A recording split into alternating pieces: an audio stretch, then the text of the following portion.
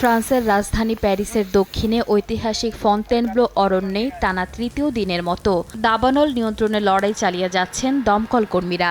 আগুন নেভাতে বিশেষ ওয়াটার বোম্বিং বিমান নদী থেকে পানি তুলে আগুনের ওপর ছিটিয়ে দিচ্ছে। দাবানলে ক্ষতিগ্রস্ত হয়েছে ফন্টেনব্লো প্রাসাদের পাশের বনাঞ্চল। আগুনে এখন পর্যন্ত প্রায় 2000 হেক্টর বনভূমি পুড়ে গেছে এবং প্রায় 1000 মানুষকে নিরাপদ স্থানে সরিয়ে নেওয়া হয়েছে। স্পেনে চলমান তীব্র তাপপ্রবাহ, বাতাস এবং দীর্ঘদিনের বৃষ্টির অভাবে ছোট ছোট আগুন দ্রুত বড় দাবানলে রূপ নিচ্ছে। লস গালিয়ার্দোস এলাকার দাবানলে প্রায় 70 বর্গ কিলোমিটার বন ও কৃষিজমি পুড়ে গেছে। ইতালিতে তীব্র গরমে বনাঞ্চল শুকিয়ে যাওয়ায় দাবানলের ঝুঁকি বেড়েছে।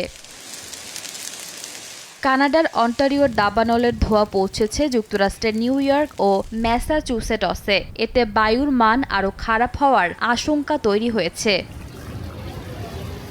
এদিকে এখনও তীব্র দাবদাহে বিপর্যস্ত যুক্তরাষ্ট্রের বাসিন্দারা। 30টিরও বেশি অঙ্গরাজ্যে জারি করা হয়েছে সতর্কতা। 6 কোটিরও বেশি মানুষ গরমের ঝুঁকির মধ্যে রয়েছে। এই সংখ্যা বেড়ে 12 কোটিরও বেশি হতে পারে বলে মনে করছে কর্তৃপক্ষ।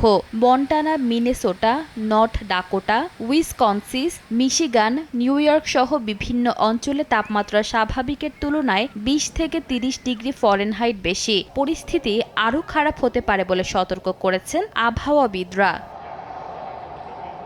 ঈশিতা আক্তার, সময় সংবাদ।